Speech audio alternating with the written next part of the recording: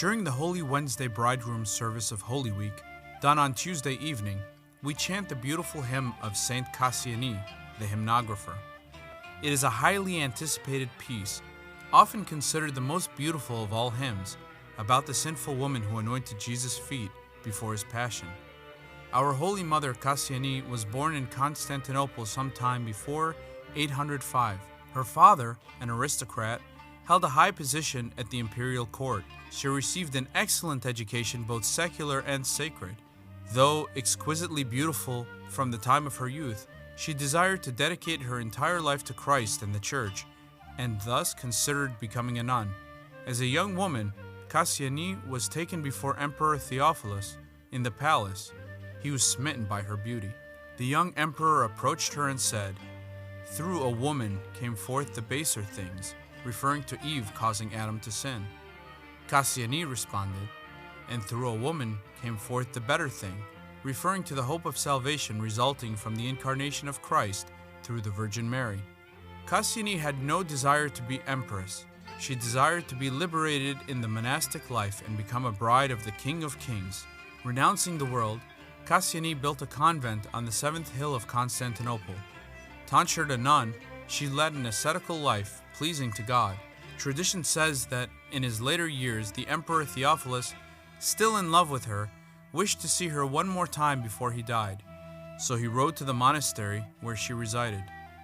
Kassiani was alone in her cell, writing the hymn that we now chant for Holy Wednesday, when she realized that the commotion she heard was because the imperial carriage had arrived. She left the unfinished hymn on the table and hid in the closet so as not to be distracted from her monastic life. Theophilus found her cell and entered it alone. He looked for her, but she was not there, as she was hiding in her closet, watching him. Theophilus, overcome with sadness, cried and regretted that moment of pride when he rejected such a beautiful and intellectual woman. Then he noticed the papers on the table and read them. "O Lord, the woman who had fallen into many sins, perceiving thy divinity, fulfilled the part of a myrrh-bearer, and with lamentations she brought sweet-smelling oil of myrrh to thee before thy burial. Woe is me," she said, "for night surrounds me, dark and moonless, and stings my lustful passion with the love of sin. Accept the fountain of my tears, O thou who drawest down from the clouds the waters of the sea. Incline to the groanings of my heart, O thou who in thine ineffable self-emptying hast bowed down the heavens." When he had finished reading, he sat and added one line to the hymn. "I will kiss thy feet, whose tread, when it falls on the ears of Eve in paradise, dismayed her so that she did hide herself because of fear." By writing about hearing the footsteps, the emperor had a double meaning. Theologically, it was about the sinful woman washing Christ's feet, the same feet that Eve had heard walking in the garden. But he was also referring to Kassiani hearing the emperor's footsteps approaching her room, and she hid from him. As he was leaving, he noticed Kassiani in the closet, but did not speak to her out of respect for her desired privacy.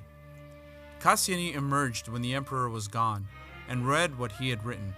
She left the line that he wrote and finished the hymn. "I will kiss thy feet, whose tread, when it fell on the ears of Eve in paradise, dismayed her, so that she did hide herself because of fear. Who then shall examine the multitude of my sin and the depth of my judgment? Wherefore, O my Savior, and the deliverer of my soul, turn not away from thy handmaiden, O thou of boundless mercy." Kassiani is so respected as a female writer that she is only one of 2 females whom we know of by name that authored influential writings in the Eastern Roman Empire. One biographer, George the Sinner, remarked that Kassiani lived only for God to the end of her life. Thus, after a life dedicated to Christ and the Church, and having been crowned as a confessor, ascetic, and hymnographer, our Holy Mother Kassiani reposed in the Lord. She is remembered for writing this beautiful hymn on Holy Wednesday, but also has her own feast day on September 7.